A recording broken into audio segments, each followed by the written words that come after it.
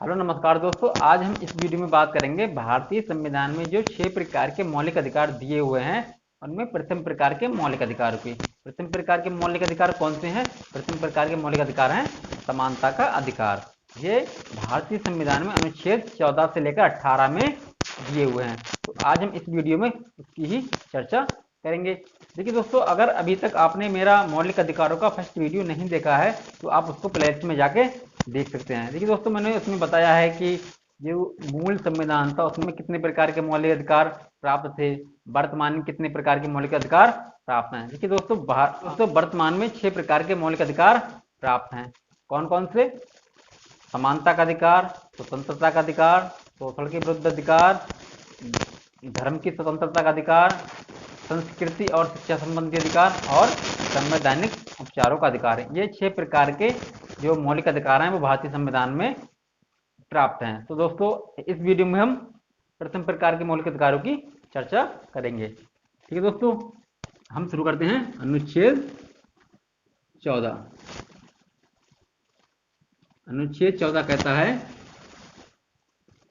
विधि के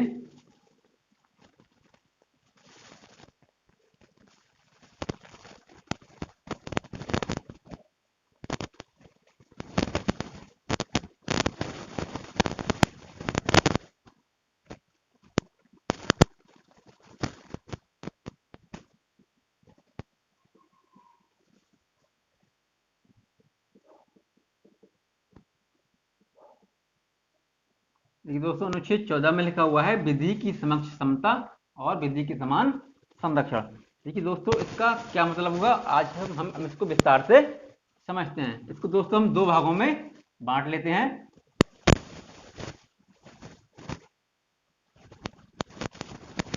विधि की समक्ष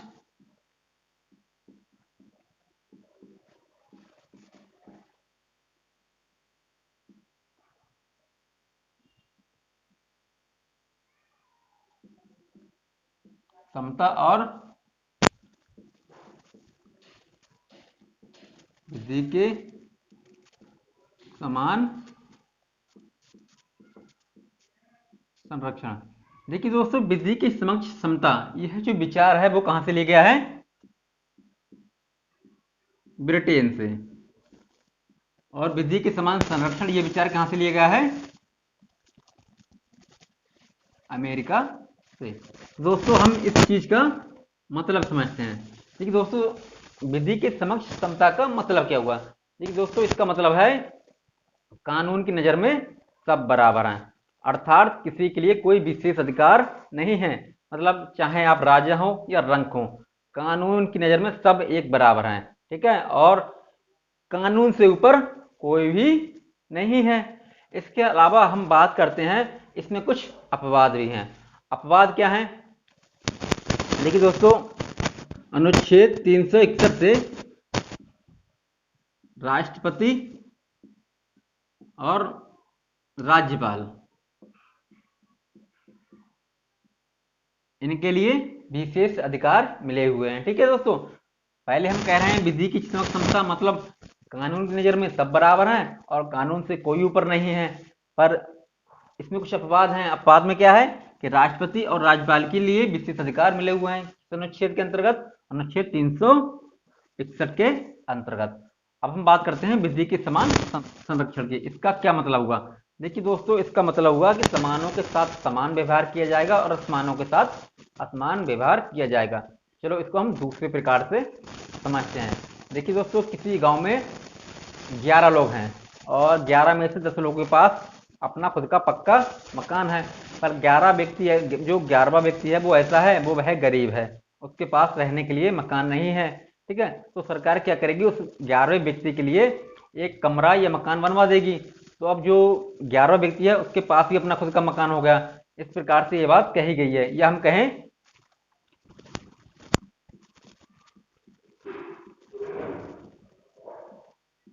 परिस्थितियां देखकर व्यवहार करना। ठीक है, देखिए दोस्तों, आजकल गांव में देखेंगे आपने, किसी को गांव में आजकल कमरा आते हैं, कोई व्यक्ति गरीब है उसका कमरा आ गया, मान लीजिए आप अपने घर से संपन्न हैं, ठीक है, आपके पास अपना खुद का मकान है, पर कोई व्यक्ति बहुत ज़्यादा गरीब है, उसके पास मकान नहीं है, तो सरकार की तरफ से उससे कुछ धनराशि मिलती है जिससे उसका भी मकान बन जाता है। इस प्रकार से जो असमान व्यक्ति हैं उनके साथ असमान व्यवहार हो गया, मतलब उसके पास मकान नहीं था, सरकार ने उसकी मदद की, उसको कमरा बनवा दिया। ठीक है, इस प्रकार से आप समझ सकते हैं। अब आप समझ गए होंगे अनुच्छेद 14। अब हम बात करते हैं अनुच्छेद 15 की। अनुच्छेद 15, ठीक है दोस्तों, अनुच्छेद 15 में क्या लिखा हुआ है? धर्म, मूल वंश, जाति, लिंग, जन्म स्थान के आधार पर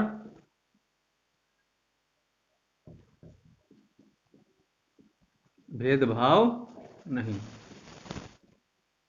देखिए दोस्तों, अनुच्छेद 15 में यह बताया गया है कि धर्म, मूल वंश, जाति, लिंग, जन्म स्थान के आधार पर भेदभाव नहीं किया जाएगा। देखिए दोस्तों, आप किसी भी धर्म के हैं, हिंदू हों या मुस्लिम हों, आप किसी भी मूल वंश के हों, जैसे कि कोई मूल वंश का मतलब क्या हुआ, जैसे कि हम महाराणा प्रताप के वंशज हैं, कोई किसी का वंशज है, इस प्रकार से ये मूल वंश होते हो, मतलब इस प्रकार से ये मूल वंशज होते हैं। जाति, कि आप किस जाति के हैं।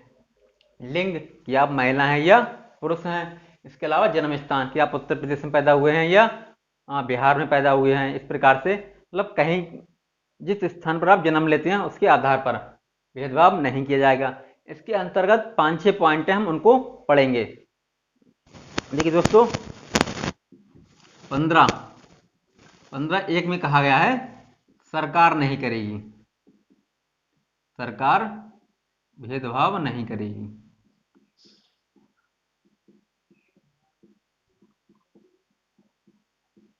ठीक है, अनुच्छेद 15(1) में यह कहा गया है कि सरकार भेदभाव नहीं करेगी। किस आधार पर नहीं करेगी? धर्म, मूल वंश, जाति, लिंग, जन्म स्थान के आधार पर सरकार किसी के भी साथ भेदभाव नहीं करेगी। ठीक है, उसके बाद इसका अगला पॉइंट है अनुच्छेद 15(2). 15(2) कहता है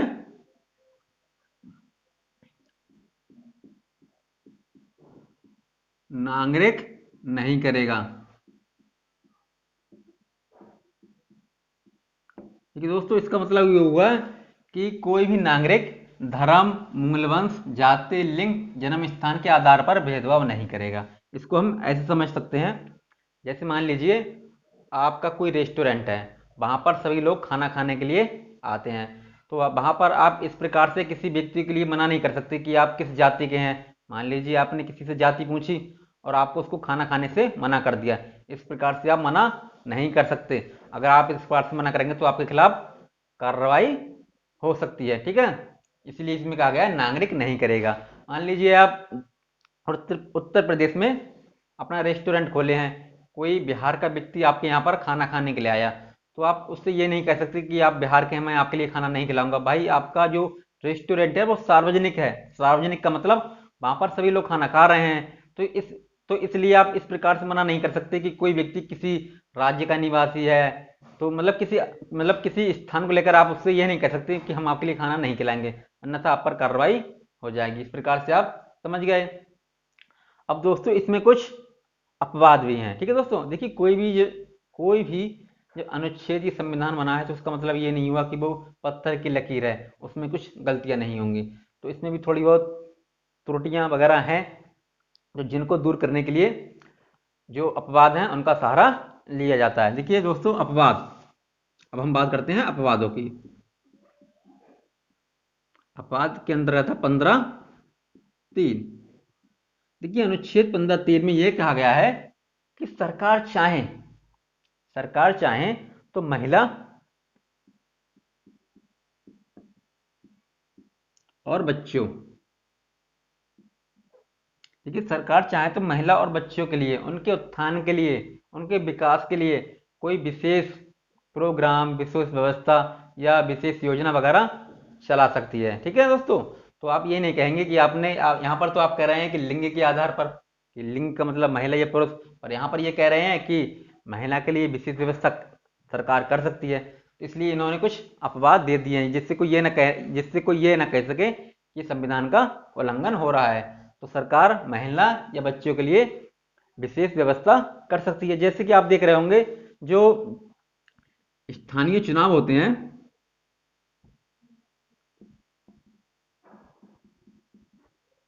स्थानीय चुनावों में महिलाओं के लिए 1/3 का आरक्षण है। 1/3 का आरक्षण है। तो अब आप समझ गए, मतलब महिलाओं की प्रगति के लिए, उनके उत्थान के लिए सरकार कोई विशेष व्यवस्था कर सकती है। तो जैसे ये तो एक उदाहरण दे दिया कि ये आप देखोगे, आप जैसे कि आपका गांव में चुनाव होते होंगे, मतलब नगर पंचायत, नगर निगम, नगर पालिका, ठीक है, ग्राम पंचायत, क्षेत्र पंचायत, इनके जो चुनाव होते हैं तो उनमें जो स्थान है वो 1/3 महिलाओं के लिए सुरक्षित है, अर्थात उन पर 1/3 महिलाओं के लिए आरक्षण मिला हुआ है।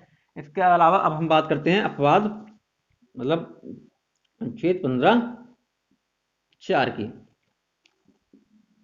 देखिए, सरकार चाहे तो सामाजिक और शैक्षणिक रूप से पिछड़ों,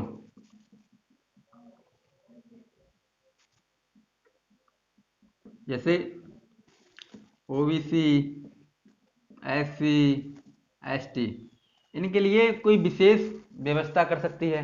विशेष व्यवस्था किस प्रकार से कर सकती है, इसको हम एक उदाहरण लेकर समझते हैं। देखिए, विधानसभाओं में एससी एसटी के लिए कुछ स्थान आरक्षित होते हैं। जैसे कि अब अगर हम बात करें, जैसे कि आप लोकसभा में देखे होंगे कि एससी के लिए 84 सीटें मतलब प्राप्त हैं और एसटी के लिए 47 सीटें प्राप्त हैं। तो वो इसी की देन है, लिखा हुआ है सामाजिक शैक्षिक रूप से पिछड़े ओबीसी एसटी के लिए विशेष व्यवस्था कौन कर सकती है, सरकार कर सकती है। इसके अलावा हम बात करें अनुच्छेद 15(5). देखिए दोस्तों, इसमें कहा गया है, जो यहाँ पर जो शब्द है सामाजिक शैक्षिक रूप से पिछड़े, तो यहाँ पर वही शब्द हैं ओबीसी, एससी एंड एसटी, ठीक है। इनके लिए सरकार चाहे तो जो स्कूल वगैरह होते हैं, विद्यालय होते हैं, उनमें प्रवेश को लेके कुछ नियम वगैरह सरकार बना सकती है, ठीक है दोस्तों। इस प्रकार से यहाँ पे भी कुछ छूट दी हुई है। अब हम बात करते हैं अनुच्छेद 15(6) की। देखिए दोस्तों, अनुच्छेद 15(6) में कहा गया है आर्थिक रूप से पिछड़े, आर्थिक रूप से पिछड़े, आर्थिक रूप से पिछड़े लोगों के लिए, ठीक है, आर्थिक रूप से जो भी पिछड़े व्यक्ति हैं उनके लिए 10% सीटें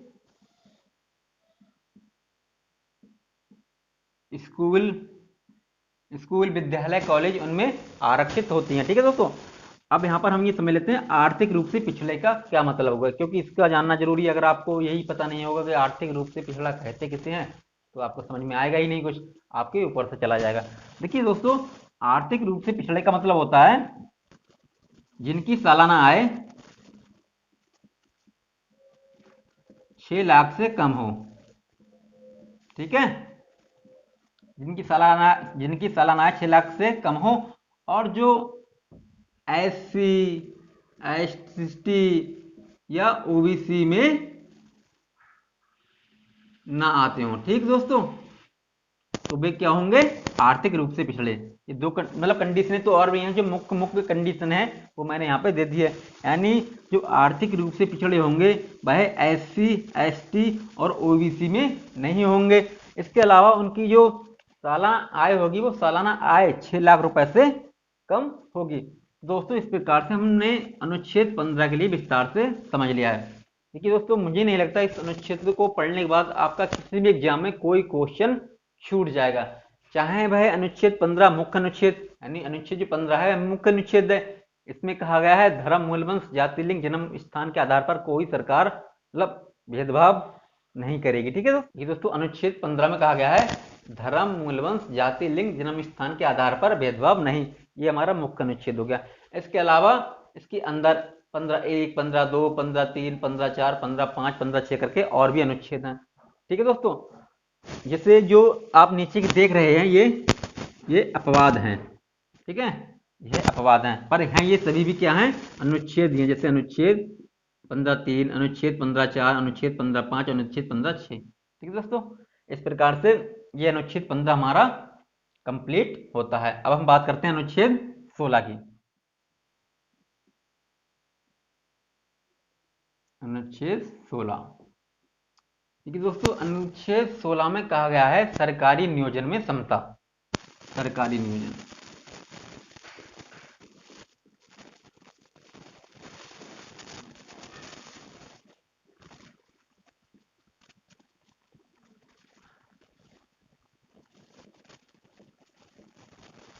ये दोस्तों इसका मतलब क्या हुआ, इसका मतलब ये हुआ दोस्तों, सरकारी नौकरी, सरकारी नियोजन का मतलब हुआ सरकारी नौकरी में सभी के लिए समान अधिकार प्राप्त हैं। यानी जो सरकारी नौकरी है उसमें सभी लोग आवेदन कर सकते हैं, सभी लोग नौकरी ले सकते हैं, सभी लोग नौकरी कर सकते हैं। यही है सरकारी नियोजन में समता। ठीक है दोस्तों, इसके अंदर भी 4-5 पॉइंट हैं, हम उनको विस्तार से पढ़ेंगे। ठीक है दोस्तों, अनुच्छेद 16(1) सभी नागरिकों के लिए, सभी नागरिक। देखिए दोस्तों, सरकारी नियोजन में सभी नागरिक अप्लाई कर सकते हैं, नौकरी ले सकते हैं। ठीक है दोस्तों, समझ गए, ये सभी नागरिक इसमें सरकारी नियोजन में प्रतिभाग कर सकते हैं, नौकरी ले सकते हैं। इसके अलावा दोस्तों एक बात और बता दूं, ये अनुच्छेद 16 है, ये केवल भारतीय नागरिकों को ही प्राप्त है, ये विदेशी नागरिकों को प्राप्त नहीं है। इसके बाद हम बात करते हैं अनुच्छेद 16(2). अनुच्छेद 16(2) में कहा गया है धर्म, मूल वंश,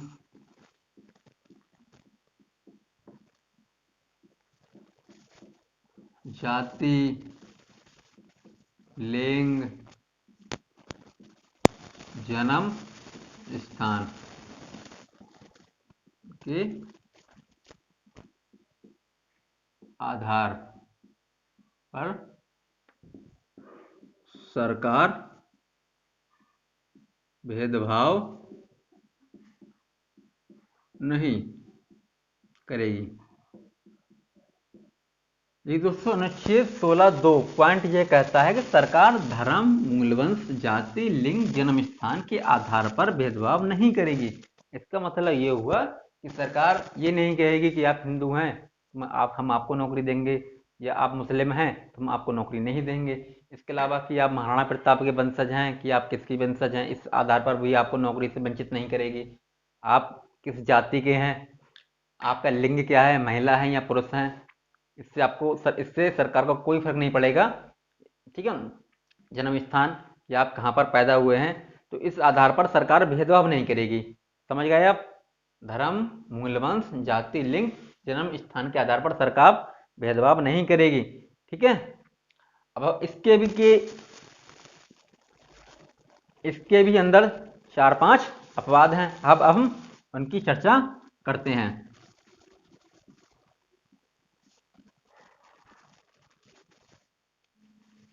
अनुच्छेद 16(3). देखिए दोस्तों, इसमें कहा गया है सरकार निवास मांग सकती है। देखिए दोस्तों, इसको हम समझते हैं, सरकार चाहे तो कुछ जगहों पर आपका निवास प्रमाण पत्र मांग सकती है। जैसे मान लीजिए कोई राज्य है, उसकी वहाँ पर रोजगार सुलभ नहीं है, तो सरकार चाहेगी केवल उस राज्य में केवल उस लोग के ही प्रतिभाग करें, अदर राज्य के लोग उसमें फार्म न डालें। तो सरकार को यह अधिकार है कि भाई चाहे तो केवल उसी राज्य के लोग फार्म डालें, तो इसके लिए वह निवास प्रमाण पत्र मांग सकता है। ठीक है, अगला अनुच्छेद 16(4). सरकार चाहे तो ओबीसी, एससी और एसटी के लिए आरक्षण दे सकती है। देखिए दोस्तों, आप ये इस समय अगर आप ये वीडियो देख रहे हैं तो मेरा मानना है कि आप किसी न किसी सरकारी नौकरी की तैयारी कर रहे होंगे। तो आप देखे होंगे जब कोई वैकेंसी आती है तो उसमें कि 5,000 जगह है जनरल की, कि 2,000 जगह ओबीसी की, 1,000 जगह एससी की, 500 जगह एसटी की। तो इस प्रकार से जो सीटें आप देख रहे होंगे ओबीसी एससी एसटी के लिए, तो वह जो आरक्षण है वो इसी प्रकार से मिला हुआ है। वो वह कौन करती है? सरकार ही करती है। ओबीसी एससी एसटी के लिए आरक्षण दे सकती है। कौन दे सकती है? सरकार दे सकती है। ठीक है दोस्तों, ये भी अपवाद के अंतर्गत है। इस अगला अपवाद हम देखते हैं दोस्तों, 16(5). देखिए दोस्तों, धार्मिक आधार पर,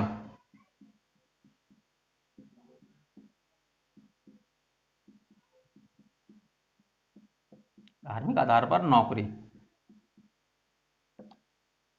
देखिए दोस्तों, सरकार चाहे तो धार्मिक आधार पर भी नौकरी किसी न किसी के लिए दे सकती है। मान लीजिए कोई मंदिर है, उस कोई मंदिर है तो उसमें उसके लिए कोई पुजारी चाहिए, तो सरकार तो इसी प्रकार से भर्ती निकालेगी ना। उसके लिए कोई हिंदू व्यक्ति हो जो जिसके लिए पूजा पाठ करनी आती हो, तो इस आधार पर सरकार धार्मिक आधार पर भी नौकरी दे सकती है। आप देखे होंगे जैसे कि आप आर्मी वगैरह की तैयारी करते होंगे तो कभी कभी आप देखे होंगे वहाँ पर वैकेंसी निकलती हैं सेना की तरफ से कि धर्म गुरुओं की आवश्यकता है। तो इस प्रकार से वहाँ पर जो नौकरी दी जाती है वो धर्म के आधार पर ही दी जाती है। मतलब उनको आवश्यकता होती है किसी मंदिर में किसी पुजारी के लिए, किसी मस्जिद में किसी मौलवी के लिए। तो इस प्रकार से जो नौकरी दी जाती है वो किस आधार पर दी जा सकती है? धार्मिक आधार पर। अगर अब सरकार धार्मिक आधार पर किसी को नौकरी दे रही है तो कोई ये नहीं कह सकता कि साहब अनुच्छेद 16 में तो ये कहा गया है कि वह धर्म के आधार पर भेदभाव नहीं करेगी, पर सरकार तो भेदभाव कर रही है। इसीलिए इसको कहाँ डाल दिया है? अपवाद में डाल दिया है। ठीक है दोस्तों, समझ गए होंगे। अब हम बात करते हैं अगला अनुच्छेद 16(6). देखिए अनुच्छेद 16(6) EWS,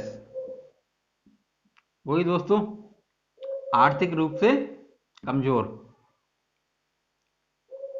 चलो इसको हिंदी में लिख देता हूं, आर्थिक रूप से कमजोर 10% सरकार 10% आरक्षण। देखिए दोस्तों, यहाँ पर बात चल रही है सरकारी नौकरी की, तो यहाँ पर जो आरक्षण होगा वो किस में होगा? सरकारी नौकरियों में। ठीक है, मतलब आर्थिक रूप से जो कमजोर वर्ग हैं, जो कमजोर लोग हैं, उनके लिए 10% आरक्षण सरकारी नौकरी में दिया जाता है। और ईडब्ल्यूएस या आर्थिक रूप से कमजोर, तो आप समझते ही होंगे, मैंने अभी आपको बताया था अनुच्छेद 15 में। तो इस प्रकार से अनुच्छेद 16 भी हमारा समाप्त होता है। दोस्तों अगर आपको इसको एक बार समझ में नहीं आया होगा तो आप इसको 2 बार देखिए, 3 बार देखिए, आपको समझ में आया, मतलब समझ में आपको आ जाएगा। चाहे आप अगर पीसीएस की भी तैयारी कर रहे हैं तो इससे बाहर नहीं जाएगा। ठीक है दोस्तों, तो इसको आप ध्यान से देखिए। अब हम अगले अनुच्छेद 17 की बात करते हैं। अनुच्छेद 17 क्या कहता है?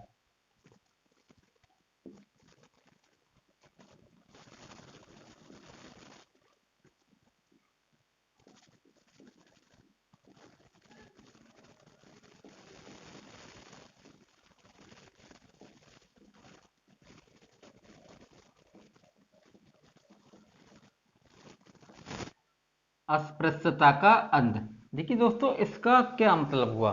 यहाँ पर जो शब्द लिखा हुआ है उसका अगर हम अपनी भाषा में समझें तो इसका मतलब हुआ छुआछूत, अर्थात छुआछूत का अंत। छुआछूत का अंत किस अनुच्छेद के द्वारा किया गया है? अनुच्छेद 17 के द्वारा। देखिए दोस्तों, पहले के जमाने में भारत में बहुत ही ज्यादा छुआछूत का प्रचलन था। तो जिन लोगों ने संविधान बनाया था उन लोगों ने इस चीज को बहुत ही ध्यान में रख के इसको मौलिक अधिकार में रखा, क्योंकि कुछ लोग उस समय ऐसे थे जिसकी समाज में स्थिति निम्न थी। तो उन लोगों से जो समाज के उच्च लोग थे वह दूर रहते थे, सोचते थे कहीं छू ना जाए, कोई टच ना हो जाए।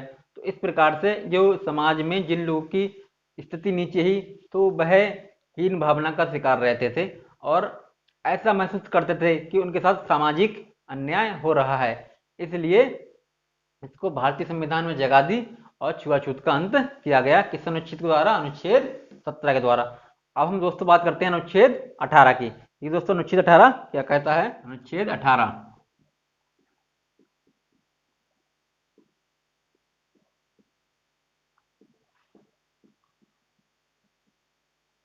उपाधियों का अंत। ठीक है दोस्तों, यहाँ पर उपाधि का मतलब क्या है दोस्तों, पहले हम इसको समझते हैं। देखिए दोस्तों, जब भारत में अंग्रेजों का शासन था तो उस समय भारत में कुछ लोगों की आर्थिक स्थिति बहुत ऊंची थी, तो उन लोगों ने अपने आप को कुछ उपाधि दे रखी थी। उपाधि मतलब अपने आप को कुछ नाम दे रखे थे, जैसे कि राज अधिराज, महाराज, राय बहादुर, राम बहादुर, इस प्रकार से। इसके अलावा कुछ लोग ऐसे भी थे जो अंग्रेजों की चापलूसी करते थे, तो अंग्रेज उनसे खुश होकर उनके लिए इस प्रकार के नाम दे देते थे। इससे होता क्या था, इससे समाज में सामाजिक असमानता महसूस होती थी। मान लीजिए कोई व्यक्ति है, भाई सीना तान कर कह रहा है मैं हूँ राज बहादुर या राज अधिराज, तो सामने वाला जो व्यक्ति था उसके मन पर बुरा प्रभाव पड़ता था, उसको हीन भावना मतलब महसूस होती थी, उसको ऐसा लगता था कि मैं इसके सामने बहुत छोटा हूँ। तो इस भेदभाव को समाप्त करने के लिए भारतीय संविधान में एक अनुच्छेद 18 रखा गया, उसके अंतर्गत उपाधियों का अंत किया गया है। इस प्रकार के अब जो नाम है वो आप अब देखेंगे अब कहीं भी प्रचलन में नहीं है। इस प्रकार के जो नाम है उनको प्रतिबंधित कर दिया गया है। इसके अंतर्गत 4 पॉइंट हैं, हम उनको पढ़ेंगे। अनुच्छेद 18 फर्स्ट।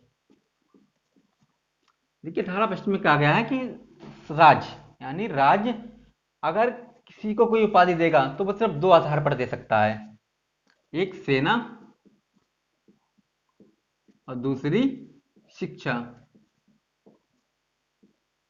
देखिए दोस्तों, जैसे कि आप सेना में देखते होंगे कोई कर्नल होता है, कोई सूबेदार होता है, कोई जनरल होता है। इस प्रकार की उपाधि केवल सेना में देखने को मिलती होंगी। इस प्रकार से सेना का मतलब यहाँ पर ये इंडियन आर्मी नहीं हुआ, जैसे सेना का मतलब जैसे पुलिस भी हो गई, ठीक है, जो राज्य स्तर की पुलिस होती है उसमें भी हो गया, कोई सब इंस्पेक्टर होता है, इंस्पेक्टर होता है, तो इस प्रकार से आप समझ गए होंगे। इसके अलावा शिक्षा, शिक्षा का मतलब जैसे कि आप देखोगे कोई डॉक्टर है, कोई मास्टर है। भाई डॉक्टर वो तभी लगा पाता है जब वो डॉक्टर की जो अपनी शिक्षा मतलब डिग्री पूरी कर लेता है, एमबीबीएस पूरी कर लेता है। इसी प्रकार से मास्टर है। विभिन्न प्रकार की जो शिक्षा से संबंधित जो उपाधियां हैं वो राज्य सरकार दे सकती है, केवल 2 आधार पर, सेना और शिक्षा के आधार पर। ठीक है दोस्तों, अब हम बात करते हैं अनुच्छेद 18 2 की। कोई भी भारतीय नागरिक, कोई भी भारतीय नागरिक विदेशी राज्य से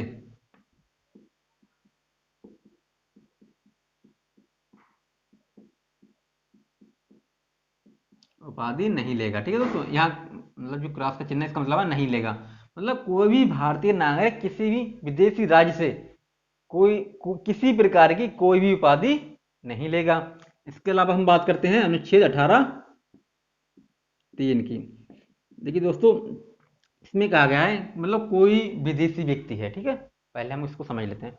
कोई विदेशी व्यक्ति है भारत में किसी सरकारी पद पर आसीन है, मतलब भारत सरकार के अंतर्गत वह कार्य कर रहा है, तो वह किसी विदेशी राज्य से कोई भी उपाधि नहीं ले सकता। अगर वह लेगा तो राष्ट्रपति की सहमति के बाद ही लेगा। इसको हम शॉर्ट में लिखते हैं,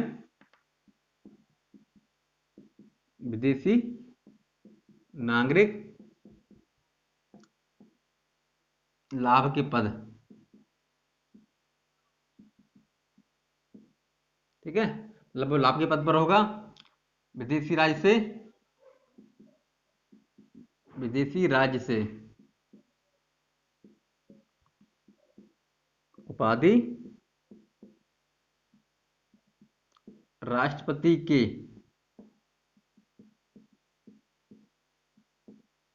सहमति के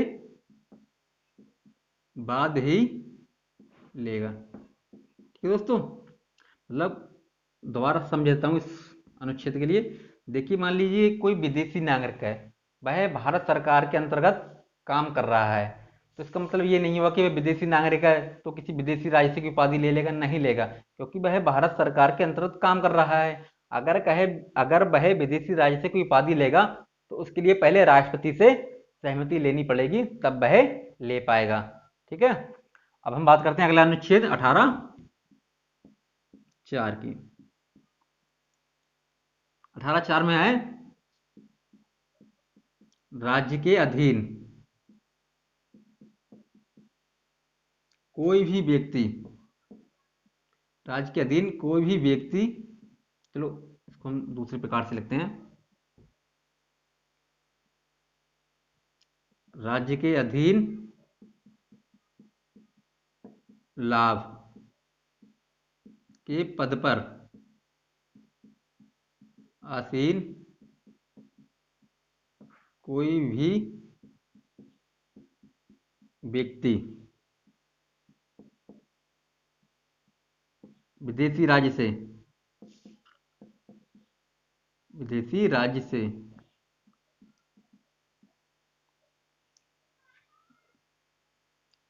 कोई भेंट,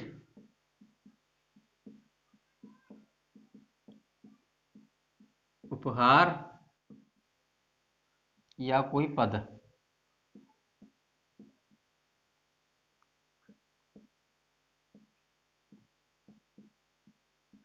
राष्ट्रपति के सहमति के बाद ही लेगा। देखिए दोस्तों, भारत सरकार के अंतर्गत या राज्य सरकार के अंतर्गत कोई व्यक्ति सरकारी नौकरी कर रहा है, ठीक है, तो वह किसी विदेशी राज्य से कोई भेंट, मतलब भेंट का मतलब कोई होता ना, जैसे कि पुरस्कार वगैरह या कोई पद वह नहीं ले सकता। अगर वह लेगा तो उसे राष्ट्रपति की सहमति लेनी पड़ेगी, उसके बाद वह ले पाएगा। देखिए दोस्तों, इस अनुच्छेद को मैं एक बार दोबारा समझ देता हूँ। अनुच्छेद जो 18 है, मतलब जो मुख्य अनुच्छेद है, वह कहता है उपाधियों का अंत, ठीक है। 18(1) कहता है कि राज्य सरकार केवल 2 प्रकार की उपाधि दे सकती है, एक सेना से संबंधित और दूसरी शिक्षा से। सेना मतलब जैसे कि मेजर, कर्नल, सूबेदार, शिक्षा, मास्टर, डॉक्टर, ठीक है। अगर हम पुलिस की बात करें तो इंस्पेक्टर, डीआईजी, आईजी, इस प्रकार से, ठीक। 18(2) कहता है कोई भी भारतीय नागरिक विदेशी राज्य से उपाधि नहीं लेगा, ठीक है। कोई भी भारतीय, यहाँ पर की हम बात कर दी। हम बात करें 18(3) की, विदेशी नागरिक है, वह भारत में नौकरी कर रहा है, सरकारी पद पर है, ठीक है दोस्तों, तो वह विदेशी राज्य से उपाधि नहीं लेगा। अगर वह लेगा तो राष्ट्रपति के सहमति के बाद ही लेगा।